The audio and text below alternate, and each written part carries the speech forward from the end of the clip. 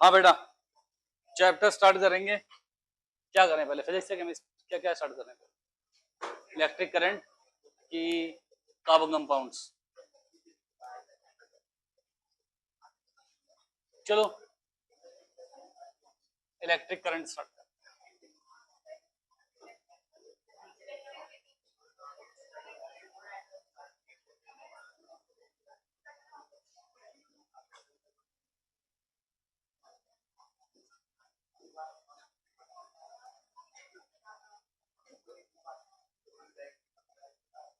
देखिए, समझिए, सबसे पहले दोनों पढ़ना है।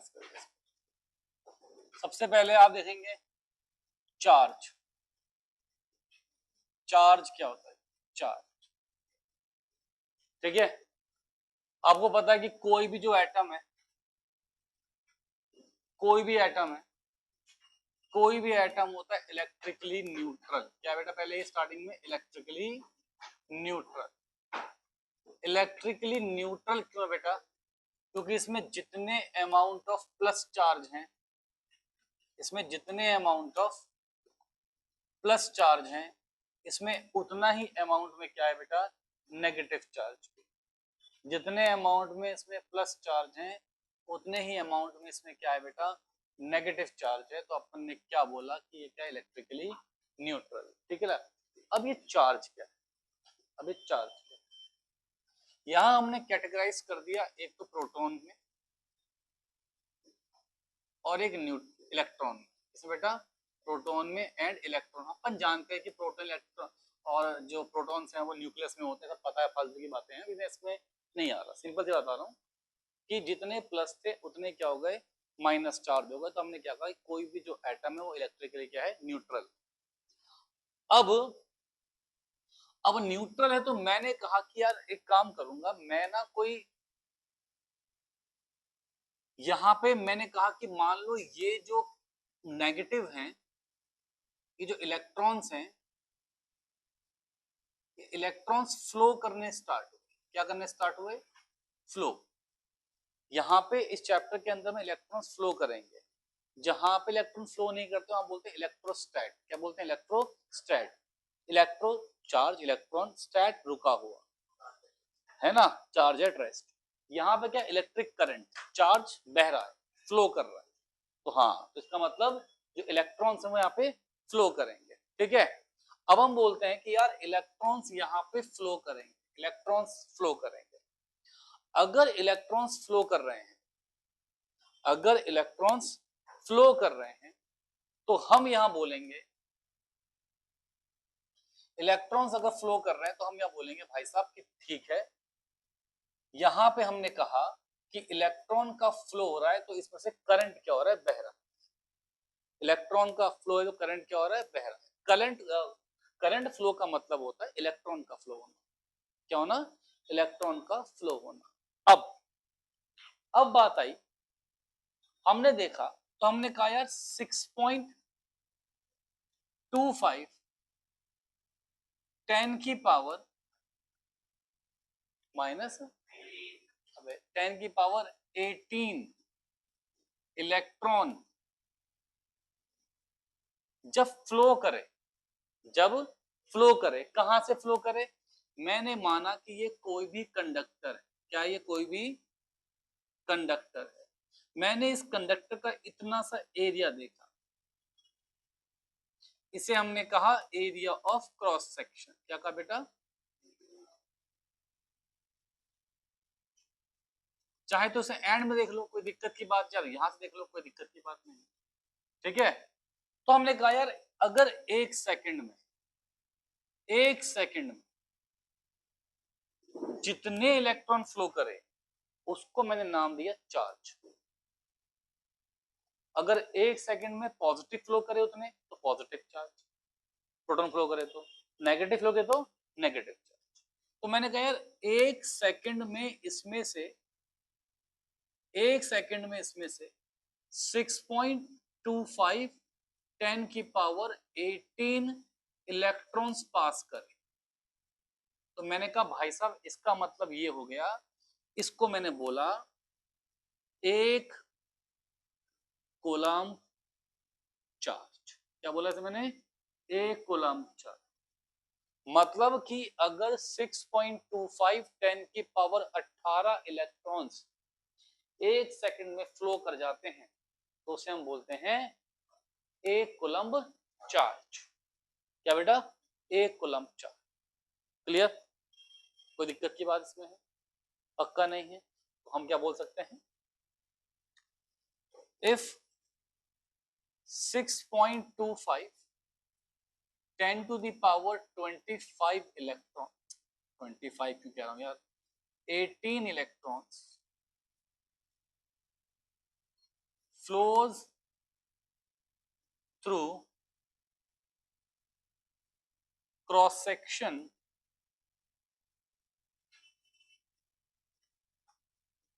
in 1 second, then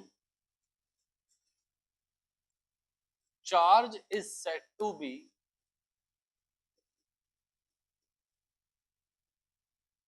if 6.25 10 की power 18 electrons flows through cross section in 1 second, then charge is said to be 1 coulomb.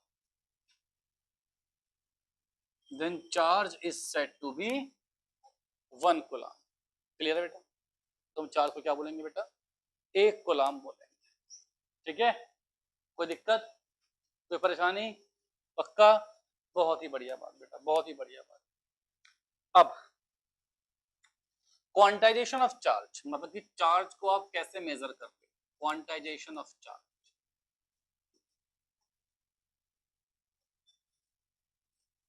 Charge एक स्केलर क्वांटिटी। चार्ज क्या बेटा? चार्ज एक स्केलर क्वांटिटी। ठीक है? अब मैं बोलता हूं क्वांटाइजेशन ऑफ चार्ज। बेटा इसका मतलब क्या होगा? Q इज इक्वल टू कितना है बेटा?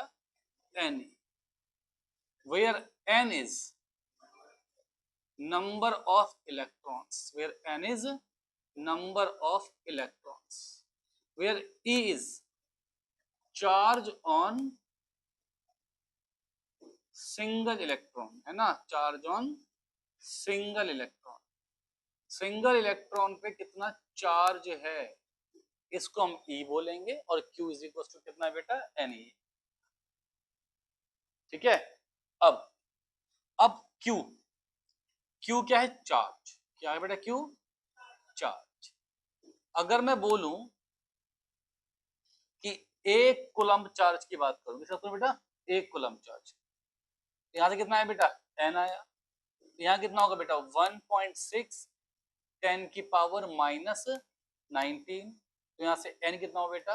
1 अपॉन में 1.6 10 की पावर माइनस 19। ऊपर गया तो लिखा तो कितना आ गया? 6.25 10 की पावर 18। वही तो आपने कहा, क्या कहा भी कि इतने इलेक्ट्रॉन फ्लो करेंगे तो हम लोग क्या बोलेंगे बेटा? क्या है? एक कूलम्ब चार्ज। क्लियर? पक्का? कोई दिक्कत की बात नहीं है? प्लीज सब बच्चे लिखिए।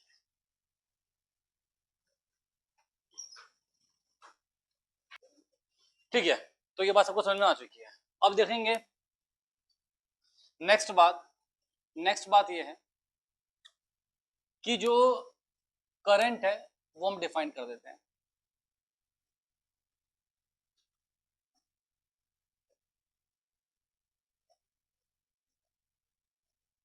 अमाउंट ऑफ चार्जेस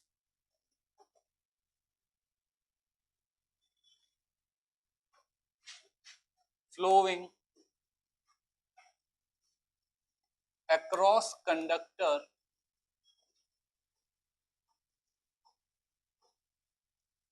कितना चार्ज फ्लो कर रहा है करंट के अक्रॉस, ठीक है, पर यूनिट टाइम। क्या बेटा? पर यूनिट टाइम।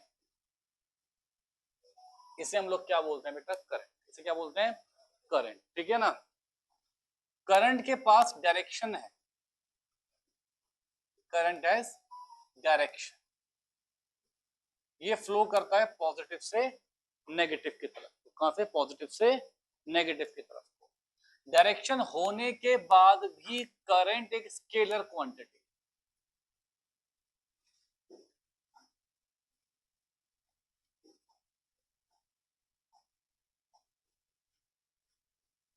करंट के पास डायरेक्शन है, पर तब भी करंट क्या है, एक स्केलर क्वांटिटी है। इसका कोई रीजन आपसे पूछेगा नहीं, बस क्या पता ये भी ना पूछे, पर एमसीक्यूज के लिए बता दिया आपको, current has direction but it is a scalar quantity.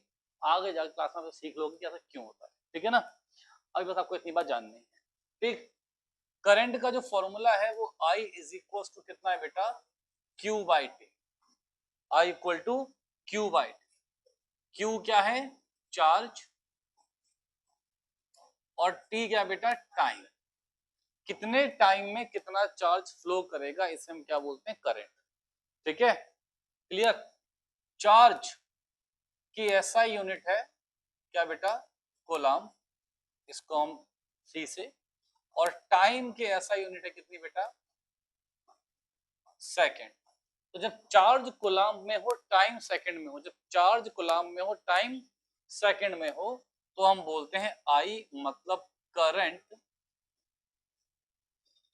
Is in ampere. तो करंट किस में होगा बेटा, एम्पियर में होगा। ये किस में होगा बेटा, एम्पियर में होगा।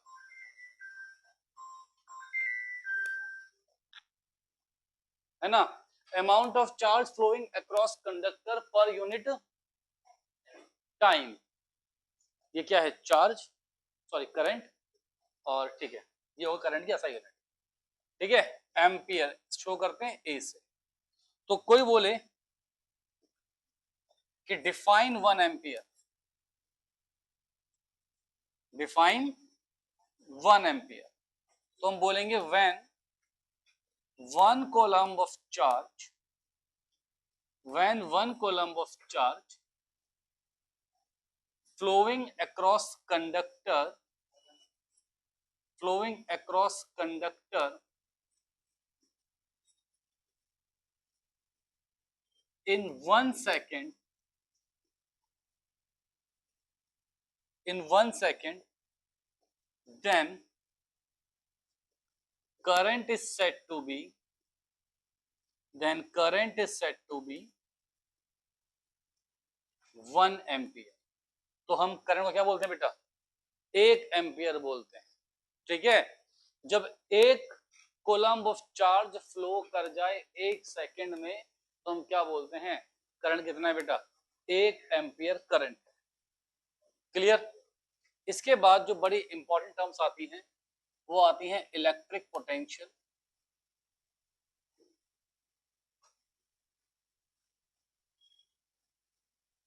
इसके बाद टर्म आती है इलेक्ट्रिक पोटेंशियल। अब क्या होता है इलेक्ट्रिक पोटेंशियल, क्या होता है इलेक्ट्रिक पोटेंशियल, देखिएगा।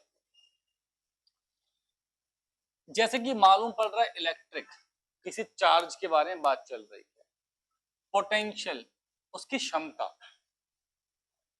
है ना। अब किसी चार्ज की क्षमता देखनी, कैसे देखोगे, कि वो दूसरे चार्ज को कैसे रिपेल कर रहा है या कैसे अट्रैक्ट कर रहा है, कैसे रिपेल कर रहा है, कैसे अट्रैक्ट कर रहा है ना। तो चार्ज की क्षमता एक चार्ज से देखी जाएगी, ठीक है। अब क्या होता है, पहले हम बात करेंगे, टर्म आएगी, चलो ठीक है छोड़, ये चार्ज, चार्ज के आसपास एक ऐसा एरिया, चार्ज के आसपास एक ऐसा एरिया जहां तक दूसरा चार्ज कोई फोर्स एक्सपीरियंस कर पाए, आइदर रिपल्सिव और अट्रैक्टिव। नेगेटिव हुआ तो अट्रैक्शन होगा, पॉजिटिव हुआ तो रिपल्शन होगा। तो यहाँ पे क्या लिया अपन ने, पॉजिटिव चार्ज। अगर नेगेटिव लोगे तो उसे खींचेगा, पॉजिटिव को रिपेल करेगा, ठीक है। तो मैं कहूंगा यार,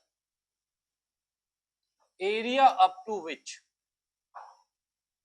एरिया अप टू विच, भाई फील्ड क्या होता है, एरिया होता है ना। Area up to which a charge can exert force, है ना, on another charge, area up to which a charge can exert force on another charge is known as electric field. इसे हम क्या बोलते हैं बेटा? इलेक्ट्रिक फील्ड कहते हैं। इसे हम क्या कहते हैं बेटा? Electric field. वो एरिया जहां तक एक चार्ज दूसरे चार्ज पे फोर्स एक्सपीरियंस एग्जर्ट कर पाए उसे हम क्या बोलते हैं बेटा? या कोई दूसरा चार्ज जहां तक इसके फोर्स को एक्सपीरियंस कर पाए उसे हम क्या बोलेंगे? इसका इलेक्ट्रिक फील्ड। क्या बोलेंगे? Electric field. ठीक है। अब इलेक्ट्रिक पोटेंशियल क्या बेटा? अब बात करते हैं इलेक्ट्रिक। अब बात करते हैं किसकी? Electric potential. अब मानना कि यहां पे एक पॉजिटिव चार्ज, एक पॉजिटिव चार्ज, ठीक है, क्लियर। मान लो कहीं आपने दूर कोई नेगेटिव चार्ज, ठीक, या छोड़ो, मान लो आपने एक पॉजिटिव चार्ज, आपको पता है कि इन दोनों चार्जेस के बीच में रिपल्शन हो रहा होगा। आप सब जानते हैं इन दोनों के बीच में क्या हो रहा होगा? रिपल्शन हो रहा होगा। ठीक है। अब आपने क्या करा? आपने कोशिश करी कि आप इस चार्ज को आगे लेके आए। जितना आप इस चार्ज को आगे लेके आएंगे उतना रिपल्सिव फोर्स बढ़ता जाएगा। जितना रिपल्सिव फोर्स बढ़ता जाएगा उतना ही आपको फोर्स लगाना पड़ेगा। जब आपके फोर्स लगाने से कोई ऑब्जेक्ट आगे आ रहा हो तो हम क्या बोलते हैं? वर्क डन हुआ है। तो हम क्या बोलते हैं? वर्क डन हुआ है। ऐसा बोलते हैं, ऐसा बोलते हैं। तो मतलब कि हमने इसको किसी इस पॉइंट ए से, किसी इस पॉइंट ए से अगर पॉइंट बी तक लेके आना होगा तो हमें कुछ वर्क डन करना पड़ेगा। समझे नहीं? समझे नहीं? ये एक चार्ज था, प्लस चार्ज था, ये किसी दूसरे प्लस चार्ज पे कोई रिपल्सिव फोर्स लगा रहा होगा, है ना। अब मालूम पड़ रहा है कि भैया ऐसे ही रिपल्सिव फोर्स लगा रहे थे, मैं जैसे से पास लाया, इस हीटर को फिक्स कर दिया मैंने, इसे पास लाया तो रिपल्सिव फोर्स बढ़ता रहा, बढ़ता रहा, बढ़ता रहा, बढ़ता रहा, तो मुझे इसके रिपल्सिव फोर्स के अगेंस्ट काम करना पड़ा ना। मुझे इस रिपल्सिव फोर्स के अगेंस्ट काम करना पड़ा। अब इसको आपको समझ सकते हैं इस तरीके से कि जैसे एक स्प्रिंग है, क्या एक, मान लो एक स्प्रिंग है, एक स्प्रिंग है और आपने उस स्प्रिंग को ऐसे कंप्रेस किया धीरे धीरे धीरे धीरे, जब छोड़ोगे स्प्रिंग पीछे भागेगी, एकदम से भागेगी। अरे पता है, गंवारों, है ना। तो ऐसे ये प्लस चार्ज है, ये दो प्लस चार्ज हैं, ये रिपल्सिव फोर्स लगा रहे हैं। क्या लगा रहे हैं बेटा? मतलब ये इसको रिपेल करने की कोशिश कर रहा है। आपने क्या करा? आप ऐसे ऐसे चार्ज को पास लेके आए तो इनके बीच में क्या हुआ? बहुत हाई रिपल्सिव फोर्स हुआ। क्या हुआ? High repulsive force. अब मैंने यहां से लेके यहां लेके आने तक कुछ काम किया होगा। जितना काम मुझे करना पड़ा इन्फिनिटी से इस पॉइंट पे लेके आने पे, उसे हम लोग क्या बोलते हैं? Electric potential. क्या बोलते हैं? मतलब मैं क्षमता नाप रहा हूं इस चार्ज की। कैसे? मुझे कितना काम करना पड़ा। अगर ये चार्ज हल्का होता तो मुझे कम काम करना पड़ता, ये चार्ज बड़ा तो ज्यादा काम करना पड़ेगा। समझ रहे हैं ना बात को? मान लो एक मैग्नेट रखी हुई है और वो रिपेल करे दूसरी मैग्नेट को और आप उसके पास लेके जा रहे हो, तो जितना कम रिपल्शन उस मैग्नेट से आएगा उतना ही कम मुझे फोर्स लगाना पड़ेगा। जितना मुझे कम फोर्स लगाना पड़ेगा, मैं कहूंगा यार इस मैग्नेट की बस की कुछ भी नहीं, हल्की मैग्नेट है, इसका पोटेंशियल कम है। अगर वो मैग्नेट बहुत भारी होती, भयंकर होती, उससे फोर्स बहुत ज्यादा आता, मैं कहता मुझे बहुत काम करना पड़ा, मुझे बहुत ताकत लगानी पड़ी, इसका मतलब कि इसका मतलब कि इसका पोटेंशियल ज्यादा है। ठीक है। तो अब मैं क्या बोलूंगा? अब जब ये पॉइंट बहुत दूर बोलते हो तो इसे इनफाइनाइट कहते हो, इनफाइनाइट, ठीक है ना। तो मैं अब लिखूंगा स्टेटमेंट। अब बताना कि वो स्टेटमेंट आपको क्लियर हुई कि नहीं हुई। वो डेफिनेशन किसकी? इलेक्ट्रिक पोटेंशियल की। तो मैं क्या लिख रहा हूं? Amount of work done, amount of work done to bring a charge, amount of work done to bring a charge, amount of work done to bring a charge from infinity to that point, इस point तक। ये कहां पे था point? Infinity पे। अब ऐसा नहीं कि चांद पे चला गया चार्ज, ऐसा नहीं है, नहीं। एक्चुअली में इनफाइनाइट जो होता है, इनफाइनाइट एक रिलेटिव टर्म है। कैसी टर्म बेटा? मतलब की बात ये है कि जिसके बारे में बात कर रहे हैं उसके रिस्पेक्ट में, पहले भी कहा है, मैं जाऊंगा यहां से सिलमपुर तो वो डिस्टेंस मेरे लिए इनफाइनाइट नहीं है। एक चींटी जाएगी यहां से सिलमपुर, उसके क्या डिस्टेंस? इनफाइनाइट। तो वही सेम दूरी इनफाइनाइट हो सकती है अगर इसका साइज बहुत ही कम, और चार्ज तो बेटा बहुत ही छोटे होते हैं, है ना। तो यहां से यहां की दूरी भी क्या है इसके लिए? इनफाइनाइट। ये नहीं कि एक चार्ज रख दिया धरती पे, एक रख दिया जुपिटर पे, है ना, ऐसा नहीं है। यही धरती है, यही इस पे क्या है? जुपिटर। ठीक है, समझे?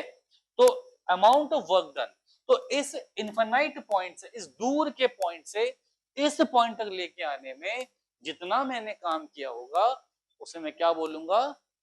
इस चार्ज का पोटेंशियल। तो इसका इलेक्ट्रिक पोटेंशियल। तो amount of work done to bring the charge from infinity to that point is called क्या बेटा?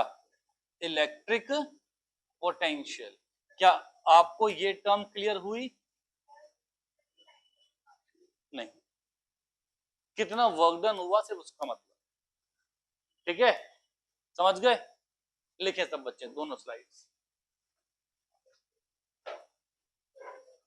देखो भाई साहब, तो अब ये हो गया electric potential, amount of work done to bring a charge from 1.2 sorry from infinity to that point. अगर मैं बात करता हूं पोटेंशियल डिफरेंस की, किसकी बेटा? पोटेंशियल डिफरेंस की। अगर मैं बात करता हूं पोटेंशियल डिफरेंस की, तो देखना क्या होगा पोटेंशियल डिफरेंस, समझना क्या है पोटेंशियल डिफरेंस। पोटेंशियल डिफरेंस है कि एक पॉइंट से दूसरे पॉइंट पे लेके आने में, जैसे कि मान लीजिए यहां पे एक चार्ज है, ठीक है, क्लियर। मैं इन्फिनिटी से एक चार्ज को पॉइंट ए पे लेके आया और मुझे यहां पे कुछ वर्क डन करना पड़ा होगा, तो मैंने कहा यार ठीक है, इस चार्ज का इतना पोटेंशियल हो गया, सही है। अब इन्फिनिटी से मैं इसे पॉइंट बी पे लेके आया, तो मैंने कहा यार ठीक है, मुझे यहां से कुछ काम यहां भी करना पड़ा। मान लो मेरे को यहां से यहां लेके आने में 10 जूल का वर्क करना पड़ा, ठीक है। तो फिर मुझे यहां से यहां तक लेके आने में मान लीजिए 20 जूल का वर्क डन करना पड़ा, ठीक है। तो मुझे यहां से यहां लेके आने में कितना करना पड़ेगा? 10 जूल का। तो क्या था? 1.2 अनदर पॉइंट, 1.2 अनदर पॉइंट। तो पोटेंशियल डिफरेंस क्या होता है? वो होता है amount of work done, amount of work done to bring a charge, amount of work done to bring a charge from 1.2, amount of work done to bring a charge from 1.2 another point, from 1.2 another point is known as potential difference। मैंने क्या कहा? Electric potential क्या? आप किसी दूर, यहाँ पे एक चार्ज एक रिपल्सिव फोर्स लगा रहा है और दूर से एक चार्ज को यहाँ तक लेके आए, हमने कहा कि भैया ये क्या हो गया? इसका इलेक्ट्रिक पोटेंशियल हो गया। अब इस पॉइंट से इस पॉइंट पे लेके आए तो जितना वर्क डन करना पड़ा उसे मैंने क्या कहा? पोटेंशियल डिफरेंस, दो पॉइंट्स के बीच का डिफरेंस। तो amount of work done to bring a charge from one point to another point is known as potential difference। ठीक है बेटा, क्लियर? अब पोटेंशियल डिफरेंस को आप डिनोट करते हैं V से, V से आप डिनोट करते हैं किसको, पोटेंशियल डिफरेंस को।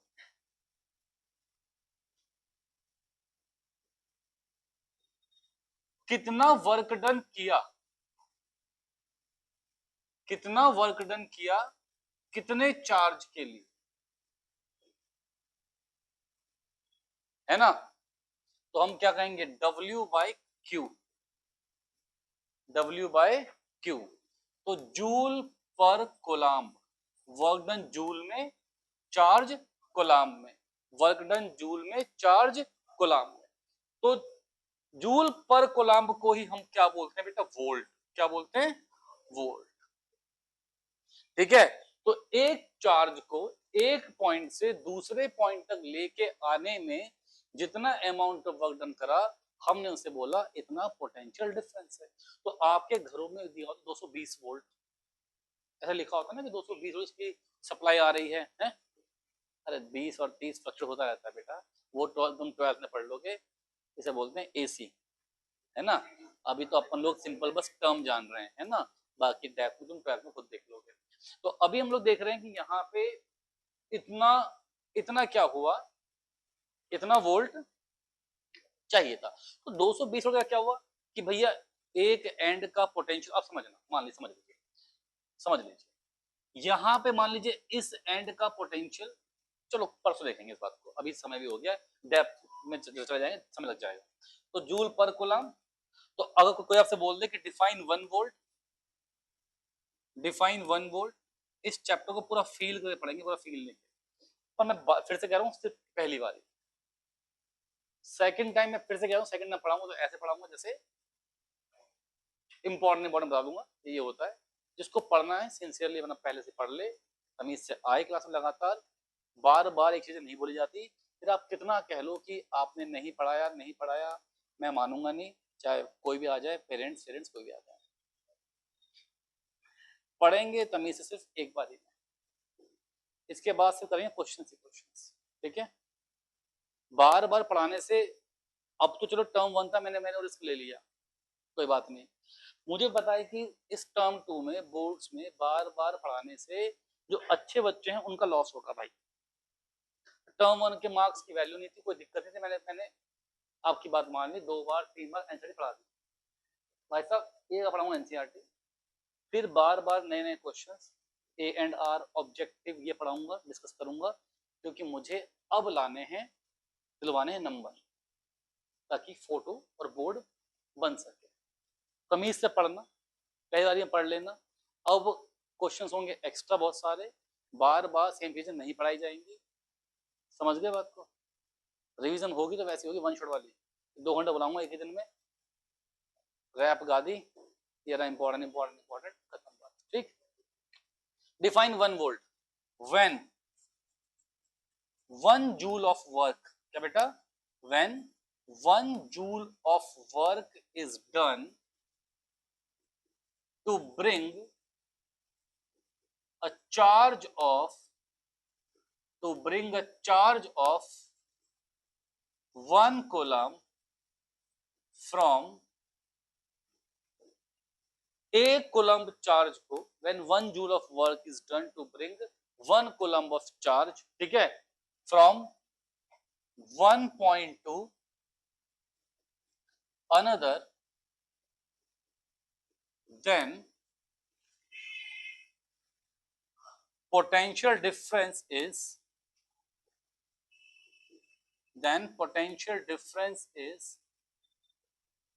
said to be 1 volt. तुम क्या बोलेंगे इसे, 1 वोल्ट। ठीक है, लिखें सब।